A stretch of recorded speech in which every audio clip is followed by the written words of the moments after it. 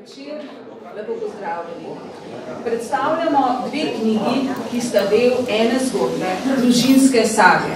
Sta osebni izpovedi sestre in brata, ter hkrati mozaik zgodb članov družine, ki sta jo ustvarila Ana in dr. Boris Furlan. Družine, ki jo je prepih viharnih zgodovinskih časov pred, med in po drugi svetovni vojni usodno zaznamoval. Gre za knjigi Staše Furlan Satan, Vojna vse spremeni in Aljoša Furlana Domov. O knjigah se bom pogovarjala s slovenskimi zgodovinarji. Z nami so dr. Bojan Budeša, znanstveni svetnik iz Inštituta za novejšo zgodovino, raziskovalec druge svetovne vojne in z njo povezanih problemov na slovenskem, širšem jugoslovanskem in evropskem okviru. Dr. Aleš Gabrič, znanstveni svetnik, prav tako iz Inštituta za novejšo zgodovino, raziskovalec novejše slovenske kulturno-politične in kulturne zgodovine, predvsem odnosa politike do intelektualcev. In dr. Peter Vodopivec, dober večer, profesor zgodovine in avtor in tudi soavtor številnih znanstvenih del, naj omenim le zadnjo monografijo Slovenska zgodovina, pri kateri je napisal najobsežnejši del. Monografija je novembra išla pri Modrijanu in velja za pomemben dosežek sodobnega slovenskega zgodovinopisja. Tudi knjigi, ki ju nocoj predstavljamo, sta išli pri založbi Modrijan. Danes bomo torej govorili o družini Furlan. Dovolite mi kratek oris zgodovine oziroma zgodbe. Družina Furlan živi v Trstu. Zaradi naraščajočega fašizma se preseli v Ljubljano. Dr. Boris Furlan, advokat, sodi med ugledne predvojne slovenske izobražence, ki mu nato Britanci po sklenitvi trojnega pakta pomagajo pobegniti. Začne se dolga pot, ki teče prek Istanbula, Jeruzalema, Južnoafriške republike, New Yorka, Londona. V zadnjih dveh mestih opravlja različne naloge za staro jugoslovansko vlado, pa tudi novo nastajajočo oblast. Nazaj v koncu vojne se vrne v Ljubljano, torej nazaj v Jugoslavijo, v Ljubljano, kjer pa ga kot profesorja in dekana pravne fakultete, takrat na juridične fakultete, doleti nagoditev proces. Obsojen je sprva na smrt, nato na dolgo kazen, ki je zaradi bolezni skrajšana. V obsežnejši knjigi hčerke Staše spremljamo presuljivo zgodbo razpada družine. Staša Furlan, ameriška Slovenka, v knjigi opisuje svoje spomine, kako dojema poti družine, se pridruži partizanom, kako je po osvoboditvi prisiljena nekako svojo življenjsko in poklicno pot izpeljati povsem sama, čez lužo v Združenih državah Amerike, brez varnega naročja družine. To je tudi uspeh. Knjiga Domov Aljoše Furlana pa tudi opisuje svojevrstno trdoživost, vztrajnost Aljoše, mlajšega brata Staše. Mlajši sin Borisa Furlana, ki na tej poti selitve družine kot mladoleten ostane v New Yorku, se loteva raznih priložnostnih del, konča šolanje na gimnaziji, potem pa se seveda želi vrniti v Jugoslavijo, v družini, se pridružiti narodno-osvobodilnemu boju. Pot njegova je potopisno zelo zanimiva. Poteka po reki Kolumbija z ladjo z ledolomilcem do Vladivostoka, nato v Moskvo. Aljoša Furlan se v ruskem Čkalovskem izšola celo za vojnega pilota, je pripadnik jugoslovanskih vojaških sil, vrne se v Jugoslavijo, v Ljubljano, na peronu zagleda svojega brata, o preostali družini ne ve ta hip še nič, ampak tu se njegova pripoved konča. Dr. Vodopivec, seveda na začetku, v kakšnem zaporedju sta nastali obe knjigi, ki se seveda dopolnjujeta? No, knjigi, takoj bralec bo to pravzaprav takoj gotovo prva knjiga, ki je nastala, oziroma ki pa še ni bila do zdaj natisnjena, je knjiga Aljoša Furlana Domov, ki je bila napisana kot mi je bilo zelo rečeno, leta 1957. To se pravi, v času neposredno, rečemo, 10 let po nagodetovem procesu in tako je tudi jasno, da pravzaprav v tej knjigi Aljoša Furlan opisuje svojo pot iz New Yorka prek Sovjetske zveze v Beograd, na to nazaj na šolanje v Sovjetsko zvezo in potem do Ljubljane in v trenutku, ko pride v Ljubljano, kot pretresljivo pravi v uvodu gospa Špela Furlan, ki je napisala ta uvod, takrat se znajde pravzaprav, pride na obisk domov k svoji družini, vendar ko pride domov te družine ni več. Vendar tu se tudi ta njegova zgodba konča, ker je jasno, da leta 1957 ni imel možnosti in da v tedanjih političnih razmerah še ni bilo možno, da bi razmišljal o tej tragični usodi svoje družine. Medtem ko je knjiga gospe Staše Furlan nastala v zadnjih 15 letih, če pravilno razumem, čeprav jaz moram reči, da nisem natančno informiran, da jo napisala, mislim, da je to v zadnjih 10-15 let in seveda potem lahko tudi razmišlja o tej tragični usodi družine, veliko bolj obširno in veliko bolj natančno. Doktor Vodopivec, kdo je bil doktor Furlan? Bil je celo učenec Jamesa Joycea v Trstu, ko se je učil angleško. Bil je advokat, zaveden Slovenec, prav gotovo, ampak bil je tudi širše družbeno aktiven. Kakšen je bil kot osebnost? Kakšen je bil osebnost, lahko seveda mi zgodovinarji samo gibamo se, pravzaprav ga opazujemo zelo daleč. Ne? Njegova zgodba se konča z njegovo smrtjo leta 57 in pravzaprav zgodovinarji lahko poskušamo samo to zgodbo nekako rekonstruirati. Profesor Boris Furlan je bil res Joyceov učenec, ampak to je bila pravzaprav samo eno njegovih interesov. Šolal se je, doma je bil v Trstu, rodil se je v Trstu in šolal se v Trstu, hodil na nemško gimnazijo, potem pa se je šolal najprej na pariški Sorboni, nato na Dunaju, nato še v Zagrebu in nazadnje v Bologni. To se pravi, da je bil že v začetku življenja izredno široko odprt v svet in je znal že tam, ko je začel pravzaprav za advokaturo v Trstu, je že pravzaprav znal 5 jezikov, nemščino iz gimnazije, francoščino iz študija v Parizu in tudi italijanščino, slovenščino in potem tudi angleščino. Že v Trstu se je vključil v te slovenske organizacije, postal je odvetniški pripravnik v pisarni Josipa Vilfana, potem je v nekaj časa samostojni odvetnik, potem je pa prevzel to pisarno dr. Josipa Vilfana in postal tudi aktivn v slovenskih organizacijah v Trstu, to se pravi zavedni Slovenec in izrazito nedvoumno usmerjen protifašist. In prav zaradi tega svojega protifašizma je potem leta 1930 se odločil za odhod v Jugoslavijo, v Slovenijo, kjer je potem v Ljubljani se relativno zelo hitro uživ v to novo okolje, postal najprej advokat, že leta 1930 tudi najprej honorarni predavatelj, nato docent, nato izredni in nato redni profesor na pravni fakulteti v Ljubljano za pravno filozofijo. Pri študentih je bil zelo priljubljen kot dinamičen, široko odprt predavatelj in tudi si je tudi pridobil en širok krog znalcev med najvidnejšimi slovenskimi intelektualci. Zaradi svojega tega izrazitega protifašizma se pa je tudi relativno kmalu zbližal z levico oziroma z intelektualci na levici in se približal krogu sodobnosti. Njegova zgodba je seveda izredno zanimiva, presunljiva, prav gotovo zelo izobražen, zelo zaveden Slovenec. Seveda zelo zanimivo je to obdobje med drugo svetovno vojno. Dr. Godešar, kakšen je bil njegov pogled na vojno, ki se je odvijala v Jugoslaviji? Seveda po trojnem paktu je, kot sem že rekla, s pomočjo Britancev z družino odpotoval, kar so mu seveda kasneje tudi učitelji. Pa vendar bil je celo, mislim, da 13 dni minister v stari jugoslovanski vladi. Kakšen je bil njegov miselni razvoj oziroma miselni proces povezan z dogajanjem v Jugoslaviji, torej povezanim z vojno?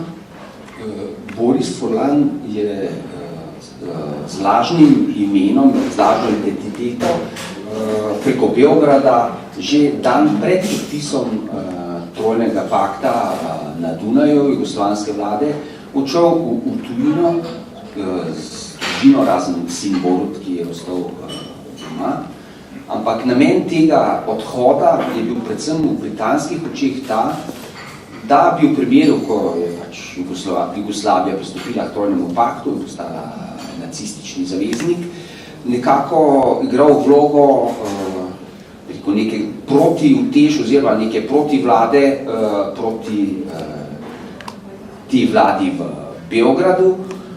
Ni bil edini, ampak je edini, ki je odšel od Slovencov. Mišljeni so bili seveda tudi še iz Zagreba in Beograda.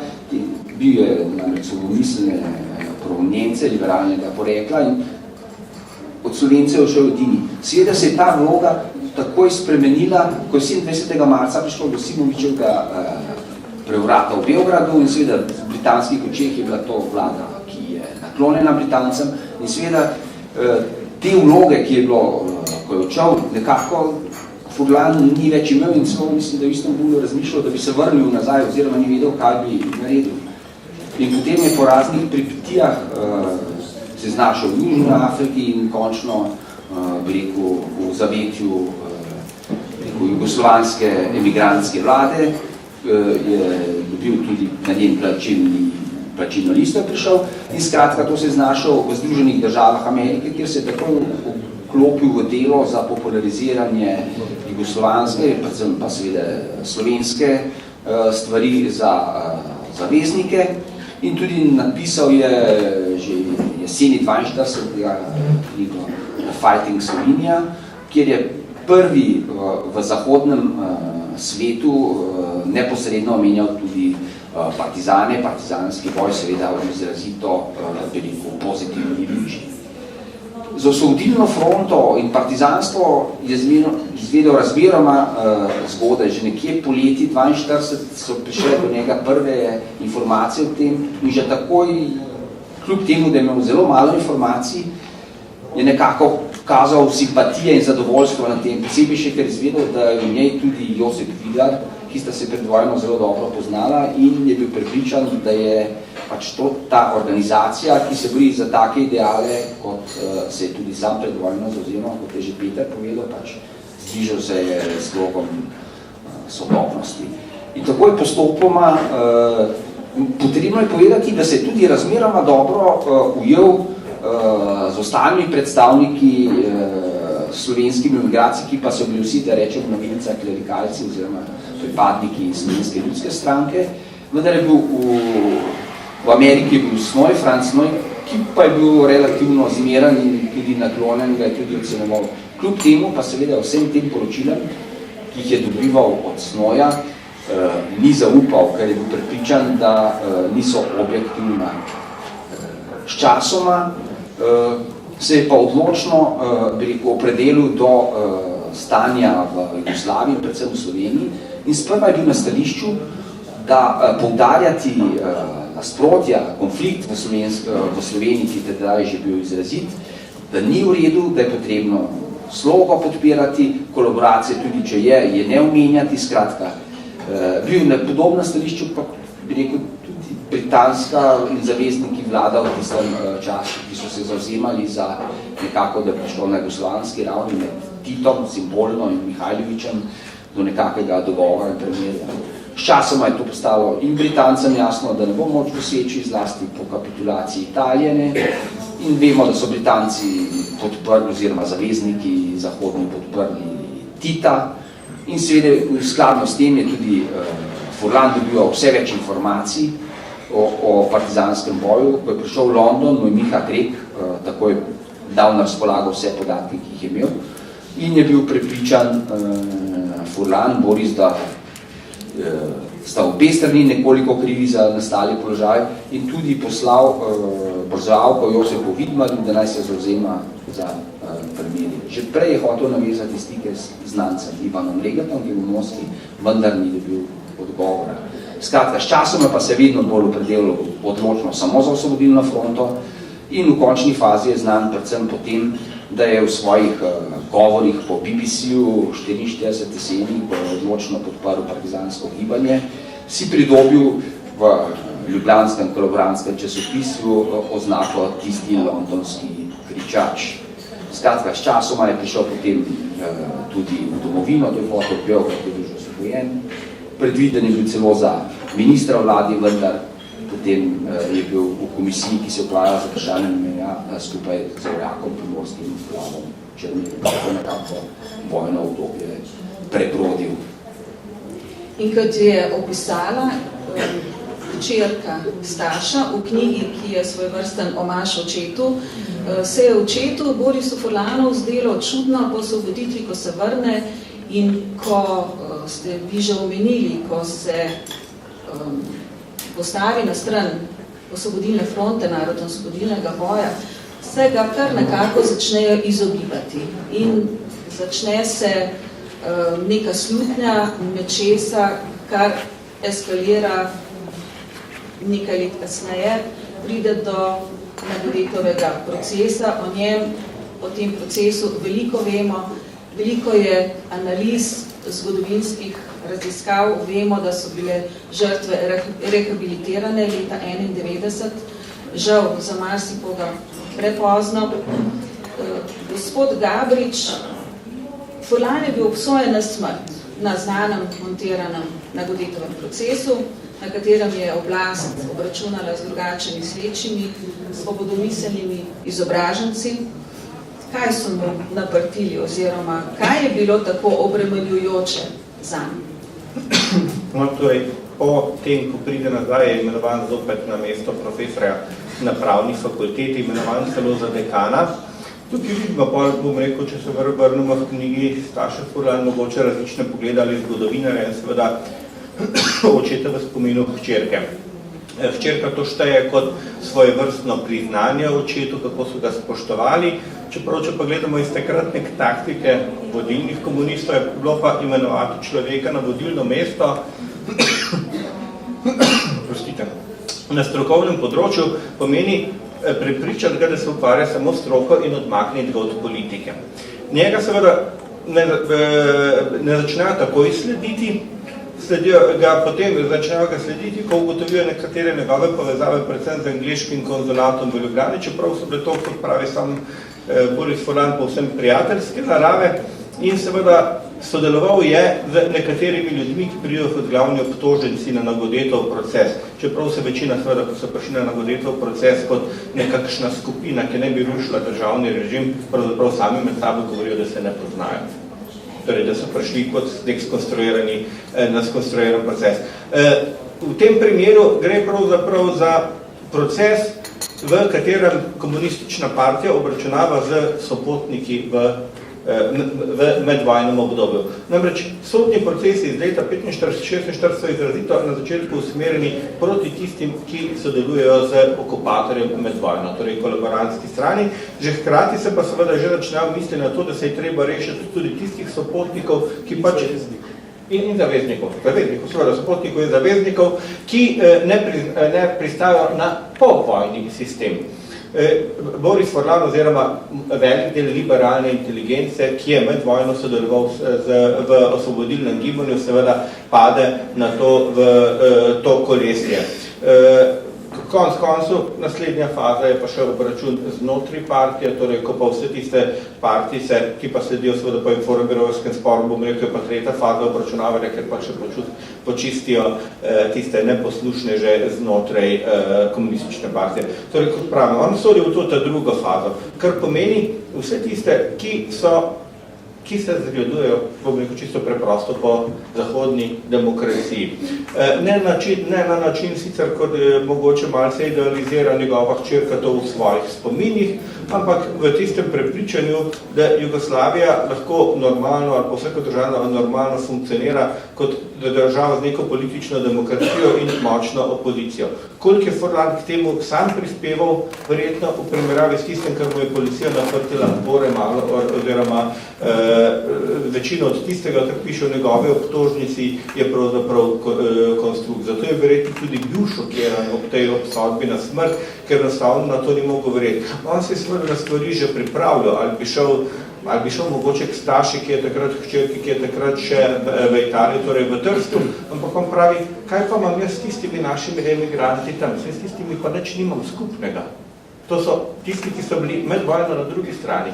Jaz sem bil nekje drugje. Torej, on je eden od tistih, ki pade v kolesje zaradi tega, ker bo pač naprtijo veze za Zahodom. In ko Boris Krajger, kot takratni notranji minister, predstavlja na seji politbiroja Centralnega komiteja Komunistične partije Slovenije načrt za dogoditev proces, direktno pove tisto, kar je potem tudi napisano v obtožnici in seveda na to tudi v sodbi. Kar pomeni, izogniti se moramo čemurkoli na temo v obtožnici opozicije pa demokracije, konec koncev to po takratnem ustavnem redu ni protizakonito.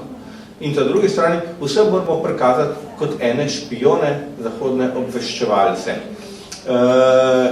Boris Forlan je seveda sodeloval v pogovorih z nekaterimi zahodnimi diplomati, ki so seveda tudi pošiljali poročila angleškim vladnim ustanovam. Najbolj seveda je bilo tukaj obremenjujoče iz strani vidika sodbe potem to poročilo Hopnerova za Mednarodni Rdeči križ, kjer pa so bila seveda zastavljena tudi politična vprašanja o stanju demokracije, o strukturi značaju komunistične partije, o njenem vzponu na oblast in o možnosti delovanja demokracije. Pa še nekaj treba seveda tukaj povedati, mogoče poudariti, ker se večkrat pozablja.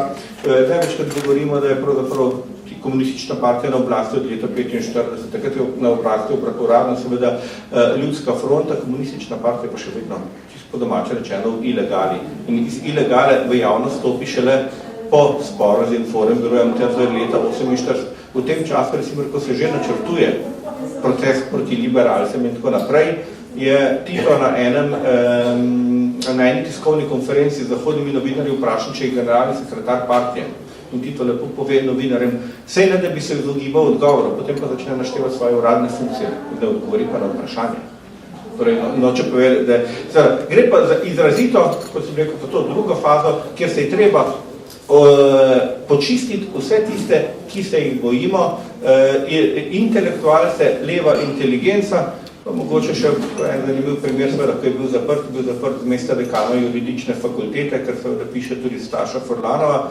Če pomislimo, da takrat imela na začetku Ljubljanska univerza 5 fakultet, od tega so eno že izločili z univerze teološko, prvo je šel v zapor dekan pravne fakultete, kmalu zatem so pa v naslednji fazi obračunavane zaprli pa še dekana sedanje ekonomske Gostinčiča, tako da so že na vladi pol premišljali, zdaj pa nekaj moramo narediti, zdaj imamo pa polovico dekanov v zaporih.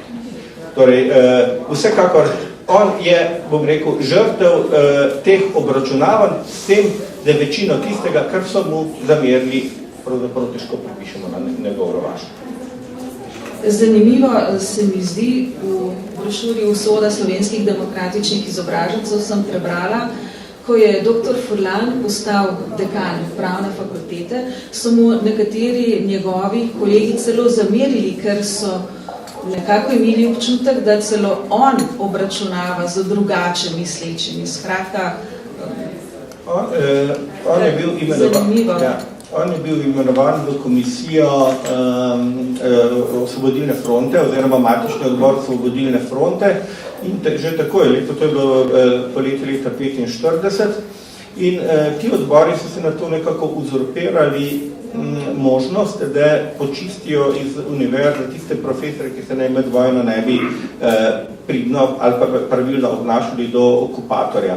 In v tem primeru pravzaprav gre za eforacijo, kakršna je potekala povsod po Evropi, po vzhodni in zahodni, s tem seveda, da v zahodni Evropi pod komunistično vladavino je bila marčka, ki je hujšega.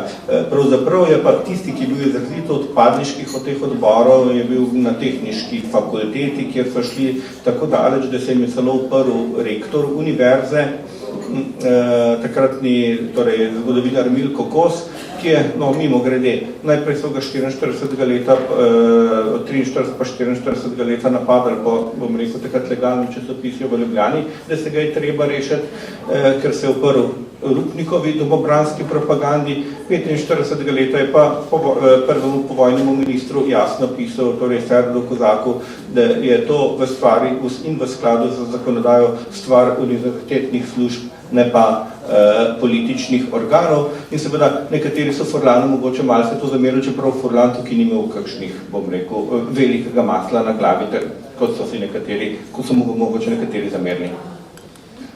Mislim, da je treba tu omeniti, da je prišel pravzaprav Furlan v Jugoslavijo januarja 1945 z izrazito idealiziranimi predstavami o tem narodno-osvobodilnem gibanju tukaj. Na osnovi informacij, ki je dobival od Vidmarja in nekaterih drugih predvojnih znancev, ki so mu jih pošiljali v London. To se vidi tudi končno v tem, da je pravzaprav Furlanova družina, Furlan in njegova žena, sta hčerki Staši, ki je bila stara komaj 20 let, omogočila in celo sama mama je pomagala organizirati odhod v partizane v leta 1944, v času pravzaprav, ko niso imeli nobenih konkretnih informacij Furlani o tem, kaj se resnično dogaja na tem slovenskem ozemlju. Mislim v tem smislu, kako globoke so te delitve. In Furlan, ko se je znašel tukaj v Ljubljani, je v začetku se moral pravzaprav sploh politično nekje orientirati v tem prostoru. Relativno hitro je pa prišel konflikt z oblastmi, predvsem zaradi tega, ker je ustrajal pri teh svojih izrazito demokratični in svobodomiselni usmeritvi izpred vojne. Jaz bi dodal še to, da prav to, kar je zdaj Peter povedal, ta njegova demokratična usmerjenost in rekel, življenjska naravnanost je tudi ga pripeljala do tega, da je bil pravzaprav ni dosti takih ljudi dvakrat obsojen na smrt. Najprej od fašističnih oblasti leta 1942, kjer se je, ko je to zavedal, bil v Ameriki, se je sladko smejal, ker so ga obtoževali za stvari, ki naj bi storil, ko ga sploh ni bilo več v Sloveniji in Jugoslaviji. In seveda, kot vemo, kot posledica sodbe na tako imenovanem Godlitovem procesu, kjer pa mu je bilo to pač tudi kazen spremenjena v zaporno. Ampak to hočem reči, že njegova dejavnost že oblikoval se je, formiral, kot je bilo že povedano, strani Petra, v evropskem okolju pred Prvo svetovno vojno, ko je bil to popolnoma drugačen svet, kot pa že po prvi svetovni vojni, ki se je seveda znatno spremenila celotno podobo tako javnega kot političnega življenja, seveda še toliko bolj pa je ostro zarezala v ta prostor druga svetovna vojna in svojimi družbenimi spremembami, v katerih se pa še znatno manj zanašal. Tudi sem to konc konca se že ti njegove pogledi izražajo, če gledamo, da imamo tukaj spomine 2 od 3 otrok. Že dejansko v tem, če pred vojno sodi v dom, bom rekel, tisto meščansko družbo, izobražensko, konc konca, ko pobegnejo iz Ljubljane, da se izognajo pač v začetku vojne, je enega sina pustijo tukaj, ki se takoj pridruži partizanom. Hčerka, kot je že Peter rekel, zame v dveh spominov pa vse zgodbe najbolj šokantno to, kako pravzaprav hčerko spustijo, da se pridruži partizanom zame svetu, kako pa skupljeno. In če govorimo potem o tretjem Aljoši, ki ga pustijo v New Yorku, ko se vračajo v London, ker hoče dokončati gimnazijo, maturirati, torej po eni strani dela služi, da lahko dela da se lahko izobražuje, ko konča, ima možnost dobiti štipendijo in nadaljevati študij. Ne, on dela zaradi tega, da bo prislužil za ladijsko in železniško karto, da bo prek celega sveta prišel nazaj, da se bo pridružil partizanom. Konec koncev se ta njegov pogled že vidi v tej želji vseh 3 otrok, da iz enega varnega zavetja, v katerega so bi lahko bili pripeljani iz 41, oziroma so bili, pravzaprav vsi hočejo iti nazaj in se pridružiti v partizane. Ampak seveda vojna vse spremeni. Mislim, da ta naslov dejansko zelo dobro pooseblja tako eno kot drugo pripoved.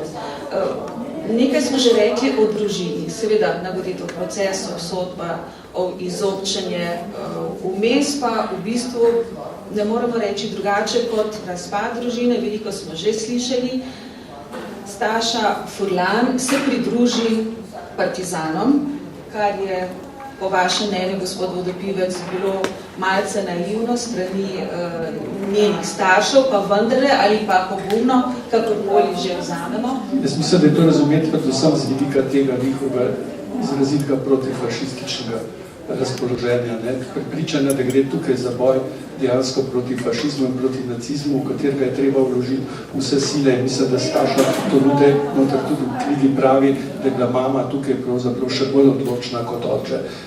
Da se pač tudi otroci priključijo temu gibanju in ko je Staša rekla, zdaj pa grem, so ji dejansko to omogočili ta odhod, najprej v Italijo, v Bali, potem tam v Dalmacijo, ne da bi jo pravzaprav na to posebej pripravili, ne da bi si točno predstavljali, kam gre in vse tisto, kar doživlja, je seveda tudi šok, ena posledica tega, da je prišla v to Dalmacijo in v to vojsko popolnoma nepripravljena.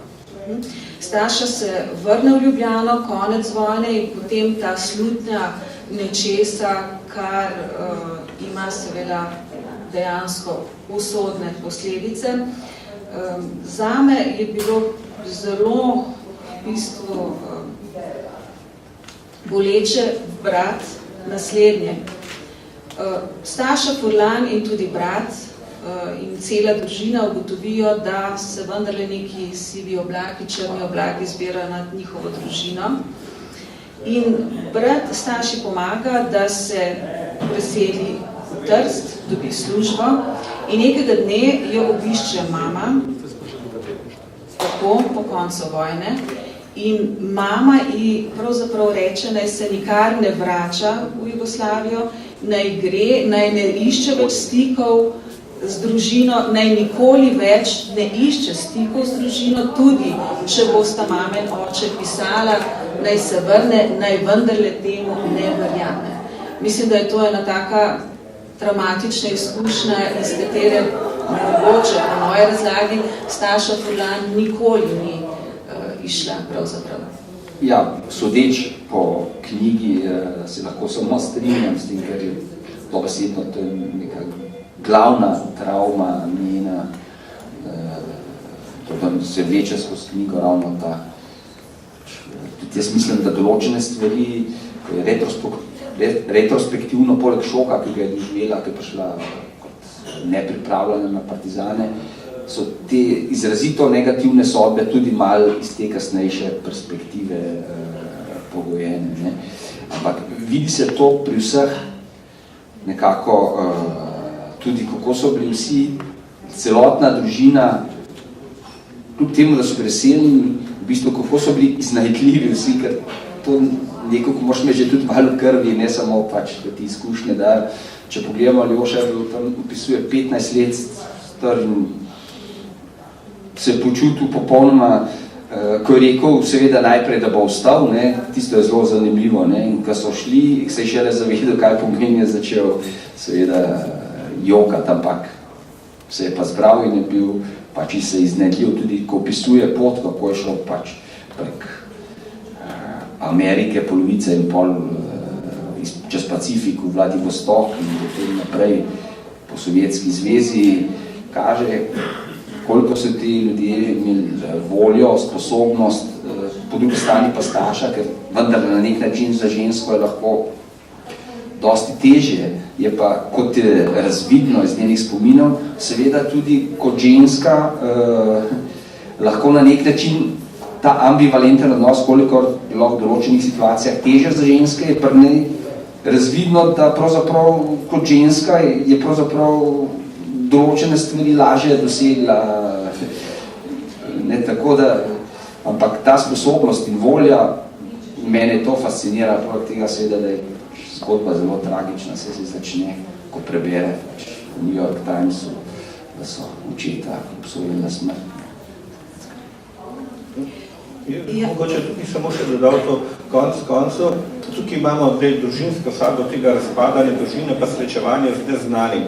Najbolj mene nekako zanimivi so tisti pasusi, kjer vidiš, kjer se eden ali drug srečata za njihovo družino, za njihov svet nekaj povsem novega in kako jih sprejemajo drugi, ko se soočajo z njimi, pa so za njih ti nekaj novega prinašajo, neko svežino. Recimo, zanimivo je, se mi zdaj pri Aljoši Furlanu, ravno tisto, ko se odloči, da bo šel k partizanom, se vrača preko celotne Amerike na rusko ladjo, kjer mora celo ledolomilcem utirati pot, da se do Vladivostoka prebijajo na to železnico transsibirsko naprej. In kaj je zanimivo?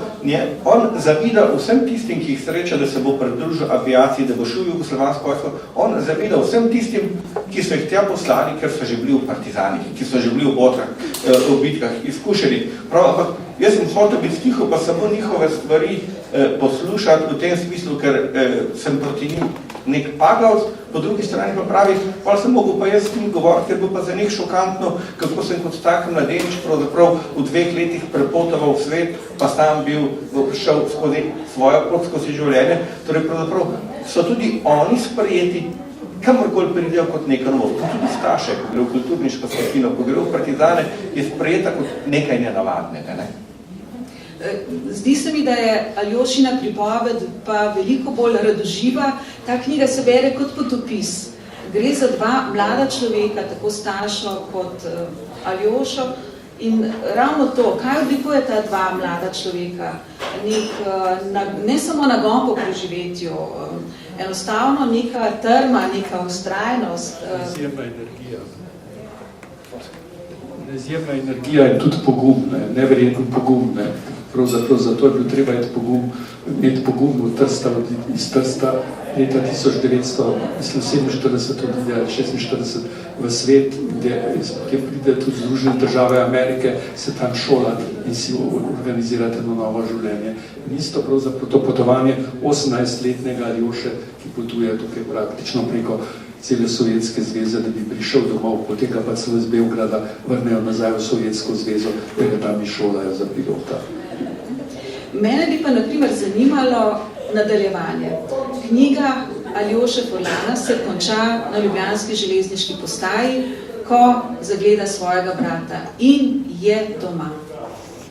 Jaz sem sama sebe vprašala, kdo ve, kaj sledi v nadaljevanju in kako je razmišljal. Vemo pa, to moram povedati, da Aljoša Furlan postane ugleda novinar v zunanje politični redakciji časnika Delo, da poroča z Bližnjega vzhoda, iz južnoameriških držav, da tudi spremlja Tita na nekaterih poteh. Skratka, naredi kariero. Kaj mislite? Kaj pa tisto vmes? Ne vemo. Če bom tako rekel, to bi nam še najbolj povedala hčerka, ki je seveda v publiki. Ampak jaz bi rekel tako, že mogoče s tistem uvodu, kar je že Peter rekel, da knjigi ste nastali v zelo različnih obdobjih. Mislim, da nosite obedve tudi pečat tistega, da je mogoče pri ravno to, tako kot sem jo zbral, Aljošina je nastala tukaj, v času še pravzaprav piše, ko je pravzaprav njegov oče šel anatemi, v katerem se še ne piše, recimo, ko izide, bom tako rekel, povojna prva bibliografija Univerze v Ljubljani, njegovega očeta ni noto zabeleženega. Ko njegov oče, pa smo spet pri družinski trmi, ko pride iz zapora, pa je ves, bom rekel, bolehen, tako da nič ne more, še vedno se stavlja, piše, prevaja in pravi, pa objavite pod drugim imenom ali pa pod kraticami, vse če mene ni zraven. Samo, da bomo knjigo, to pa to Slovenci imeli. Torej, se stavi koncept filozofske knjižnice pri slovenski matici. Torej, tisto, kar pri Aljoši, pravzaprav, če se tudi to, kar imamo za prebrati, imaš skozi občutek, da mogoče pa nekaj pa je neizrečenega še zraven. Res sem se spraševal, če je bil v taki ruski šoli za oficirje, so ga sigurno še silili v kakšne organizacije zraven, ampak pravzaprav o tem nimamo. Dočim, če jih pa vse usporedimo skupaj, pa seveda ta je razloživa, ta je optimistična, strašno, pa skupaj je pa kot za mene pravca, kot je že Bojan rekel, je pa pravzaprav napisana v nekem kasnejšem obdobju z neko ostro zagranjenostjo in nezaupanja tudi do lastne družine, oziroma morda tudi malce pod otisom tistega, kar je napisala Špila Furlan v predgovoru McCarthyjevske Amerike, torej s tem pogledom na svet. Torej enega vedrega optimističnega, ki po mojem mnenju ni napisal vsega, ker se je zavedal, da je knjiga tukaj in v nepravnem času bi lahko še škodovala. To se že pravzaprav samo v tem dokler pride pogrešan. Kaj je bilo pa kasneje, je bilo pa zelo zanimivo. No, pa tudi slog je zelo različen in tudi bi pa, saj tako bi dal, me pa zelo, to gre tudi za Stašo kot avtorico in seveda tudi prevajalca, se zelo lepo bere, kratki, jasni stavki, lepo se bere knjiga, tako pomeni. Saj jaz sem tako dobro. Naj dodam, da je bil priljubljen avtor, ki ga je prevajal, dr. Furlan Descartes. No, glede knjige Staša Furlan, mogoče zanimivost knjiga seveda nastala je v angleščini. Tu je na voljo seveda prevod.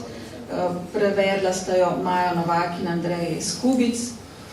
Zanimalo me je, moram reči, da sem vprašala, ali je gospa Staša Furlan kdajkoli se vrnila v Slovenijo, pa so mi povedali, da nikoli. Pa vendar to je nekaj takih informacij ob tem razgovoru. Zdaj pa tole vprašanje, kako vi zgodovinarji berete ti dve knjigi? Kakšno težo, mogoče zgodovinsko, imata ti dve pripovedi? Seveda, zgodovina je lahko zbir nekih faktografskih podatkov, skozi take osebne pripovedi pa dobi nek globi smisel, neko drugačno empatijo, se mi zdi. Se je jasno, ne, če poskušamo razumeti ta pretekli čas, da se nikakor ne smemo opazovati samo z te dogodkovne površine, z tega vidika zornega kota ideološko-političnih bojev, kar običajno delamo. In mislim, da pravzaprav zlasti tudi knjiga Staše Furlan tukaj prikazuje s to svojo tudi izrazito pripovedno močjo, ki ste jo že omenili, pravzaprav ena možnost, da seveda se približamo tej zgodovini skozi doživljanje posameznega človeka in tragične usode njegove družine. In tukaj mislim, če bomo poskušali se približati tudi po pretekli zgodovini, kot jo običajno imenujemo, čeprav je pravzaprav na nek način res pretekla, mi se samo kar naprej še ukvarjamo z njo. Da vendar jo bomo lahko razumeli šele takrat, ko jo bomo zagledali v tej resnično človeški luči, z vidika individualnih človeških tragik, stisk in delitev. Erik Hobsbawm je nekje v enem tekstu zdaj omenil, da v začetku 21. stoletja nikakor ne kaže gledati več na zgodovino samo z vidika, kako se je dogajala in zgodila, ampak tudi kako so jo ljudje doživljali, kako so čutili v času, o katerem govorimo. In mislim, da pravzaprav ta zlasti, seveda, ker je napisana kasneje, ker je napisana s to retrospektivno močjo, da je ta knjiga Staše Furlan omogoča nekje, da tudi ta pogled, mi ga seveda lahko potem sami poskušamo razumeti svojega časa, svojim poznavanjem tega obdobja in svojim razumevanjem delitev, ampak vendar nam omogoča videti pravzaprav to tragično preteklo obdobje in ljudi, njihove usode, z vidika seveda te posebne življenjske in družinske izkušnje, o kateri tukaj govorimo. Mogoče namerno naivno vprašanje, zakaj je dobro, zakaj moramo brati te pripovedi? Zakaj? Zaradi vsega, kar ste povedali, mogoče še kakšna dodatna razlaga? Zdaj bi rekel to, ker je že Peter povedal, po eni strani mi se ukvarjamo s tistimi veri, ki jih imamo na razpolago. Tako močna osebna pričevanja, kot jih imamo tukaj, predvsem v knjigi Staše Furlan, na take pač naletiš po svoje zelo redko. Seveda obstaja, če bomo rekli tako malce parafrazirali dve zgodovine. Eno je tisto, s katero se ukvarjamo zgodovinarji, torej zgodovinopisje. Eno so osebne zgodovine, v katere so vpletene vse travme, vse zamere ali pa vse zahvale nekomu. Konec koncev tudi v tej knjigi lahko vidimo, da pač nekatere ljudi iz svojega spomina bolj črno opisuje, od tistih, ki jih je že pred vojno poznala, nekatere pravzaprav niti ne obsoja, pa čeprav, bom rekel, so bili v istem odnosu z njenim očetom, kot nekateri drugi, ki jih zelo obsoja. Pa, seveda, to vrstna literatura vedno dodaja in ponuja nekaj povsem novega, kar še nismo vedeli. Timer, meni je bilo, grem na moje osebno branje, tisto, kar Staš opisuje, kako preko Beograda, preko Grče, Istanbula, Jeruzalema, v Cape Town grejo in seveda na to Ameriko, torej na poti, bom rekel, z jugoslovansko vlado. In to vrstno doživljanje tega odhoda, jaz ne verjamem, da bi ga lahko še na ta način kje prebrali, pa tako zaznamovali, torej, ker če bi brali spomine katerega koli od politikov, ki je bil na tisti poti, na tisti ladji, bi bili to sigurno neverjetne politični spomini, kaj so se menili, koliko stej so imeli zraven, ne pa iz tega vedika, kako smo jedli, kako se nismo vprašali, ali imajo tisti za nami tudi kaj za jest, kako je bilo za nas poskrbljeno, kako manj je bilo poskrbljeno, torej, čist nek drug vidik, ki ga sigurno v nobeni drugi dokumentaciji, v nobenih drugih zgodbah ne bojo našli, dajo pa vsem skupaj seveda eno človeško konotacijo, zgodovinarju pa ponujajo možnost, da si poleg, bom rekel, tistih klasičnih vprašanj zastavi še neka druga vprašanja. Jaz bi tukaj dodal, seveda, da so drugi pisali spomine, naprimer, Alojzij Kuhar je napisal Beg iz Beograda, tudi Snoj je spominjal na to obdobje, kjer so tudi te elementi, ki jih omenja Aleš, tudi zaobjeti, vendar ne tako na intimen, oseben način kot v tej knjigi. Bi pa dodal še to, ker si pač omenil prehrano, da za Borisa Furlana, skratka za staršega očeta, to iz te knjige ni razvidno, ampak iz dokumentov, tistih, ki jih je med vojno pisal ženi, naprimer, ko sta bila na različnih straneh oceana, se vidi tudi, da je imel izjemen smisel za humor. Tudi to je veliko na nek način v navednicah, rečem, po konci verjetno držalo take. To so res take stvari, ki ob takem času vendarle vzdigujejo morale in on je imel zelo močan smisel za humor. Se pravi, to ni razvidno iz teh, ampak iz dokumentacije, ki pač je arhivske. Samo še dodal k temu. Ob teh dveh knjigah se seveda vprašaš, bodo išle tudi kakšne še druge podobne izpovedi, zgodbe, družinske, osebne? Kaj se še skriva? Zaželeno bi bilo, pa zdaj jaz osebno ne poznam, ne vem, nisem toliko informiran, svede take to so izvrstne stvari, ne samo za zgodovinarje, ampak za vse, ki jih to zanima in sploh tako vrste čtivo, absolutno je to. Zdaj, koliko je še tega, bi težko rekel, no, da bi zdaj za kakšne tajne. Se tudi tako veliko, vendarle bi rekel, vsaj Slovenija ljudi, ki so take usode med drugo svetovno vojno doživeli na taki ravni, v bistvu ni bilo na pretek. Seveda imamo tudi drugačne zgodbe od ljudi, ki so bili, ne vem, na ruski fronti, v Normandiji, kot seveda nemški vojaki, mobiliziranci. Tega je, Slovenci so bili med drugo svetovno vojno praktično po celem svetu raztepeni in to v različnih vojskah in v različnih vlogah. Tako da teh je veliko. Tudi to potovanje, ki ga Aljoša opisuje, naprimer, kot za prvo svetovno vojno, ko so različni te vojni ujetniki v ruskem vojnem ujetništvu, ki so potem v 20. in 30. letih prejšnjega stoletja pisali svoje spomine. Tega je kar nekaj, tudi zgodb takih dogodivščin, kako so dobesedno obšli celi svet in se po 2, 3, 4 letih šele vrnili v domovino. Skratka, tega nekaj je, ne? Zdaj, koliko je pa še v različnih predalih, se pravi, zdaj se ne spomnim niti ene, da bi vedel, da je aktualna, da bi lahko išla na toliko za enkrat. Bodimo optimističen, kako je bil Boris Furlan in še jih bomo brali, se bojo še našli. Takole, ta pogovor smo nekako pripeljali k koncu. Mogoče kratko, zanimivo vprašanje, da je Boris Furlan tudi zakajal to kavarno, skratka, najbolj bi bil vesel, da se to dogaja prav tukaj. Je to res? Torej, jaz ne vem, če zahajamo to kavarno, bil je pa zelo družaben in seveda v teh njegovih različnih družabnih okolij je bilo več.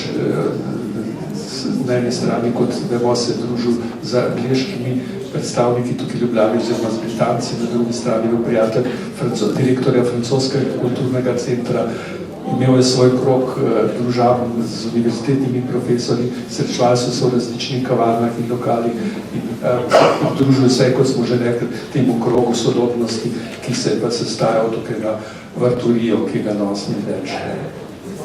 Po vojni še rečejo, da sliševalci, kaj si pogovarjali tam z drugimi in tako drugače, pravi sem to razumel kot enostavno čisto preprosto, tako smo se pred vojno v kavarnah pogovarjali. Takšni so bili moji pogovori. Hvala vsem trem. Zdaj pa dajem priložnost in možnost publiki za kakšno vprašanje, mogoče mnenje, pa vsem slišanem. Želi kdo besedo? Izvolite. Jaz bi samo poudarila, mogoče da premalo poudarjamo, da gre za tržaškega Slovenca. Tržaški Slovenec, ne glede antifašist, antifašist je, ker je fašizem italijanski, je predvsem nacionalist v dobrem pomenu besede, narodnjak so rekli. To je družbenost tržavnikov, kjer so ti ljudje s Konradom Bilpanovim predsedništvom pravzaprav združevali slovenstvo v Trstu. Vsi ti otroci so najbrž prepojeni s to idejo Jugoslavija. Za njih je bila idealna ideja Jugoslavija, ne Slovenija. In ko se je ta Jugoslavija začela porajati, enkrat med vojno so čustveno bili navezani. Še to bi dodala, Goriška Mohorjeva družba izdaja že dolga leta naše korenine, kjer so vsi ti primorski veliki božje ali ženske tudi popisani. Njihovi spomini, njihovi otroci so spomine napisali, recimo o Zorkuščuki, o Tuti, o vsi tisti sodelavci Furlanovi, ki so v Trstu skupaj bili za isti organizaciji in v istem gibanju.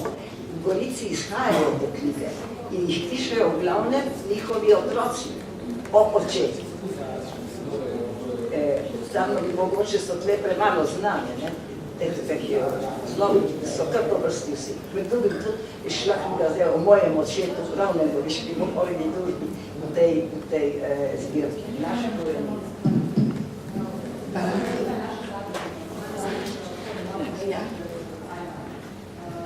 Gospa Bohinca, lahko? Hvala. Izvolite. Ker je ravno tu mikrofon, bi rad povedal o tragični zgodbi Borisa Furlana, tudi neko malce manj tragično zgodbo, ki sem jo doživel. V drugi polovici 80-ih let sem bil zaposlen na svoji gradnji in tam je bil zaposlen in bil moj sodelavec eden od obsojencev na nagodetvem procesu Zupan Slato. Večkrat sva se pogovarjala o tem procesu in nekega dne mi je prinesel velik šop papirjev z vlogo, ki jo je nameraval dati na sodišče za rehabilitacijo svojega primera. In malo je bil skeptičen, da bi to sploh lahko uspelo ali ne. In jaz sem mu predlagal, da to zadevo poskušamo skupaj mogoče rešiti in sem te njegove papirje vzel in jih odnesel, ne boste verjeli, Cirilu Ribišču. Njegov oče je namreč bil tožilec v nagodetvem procesu.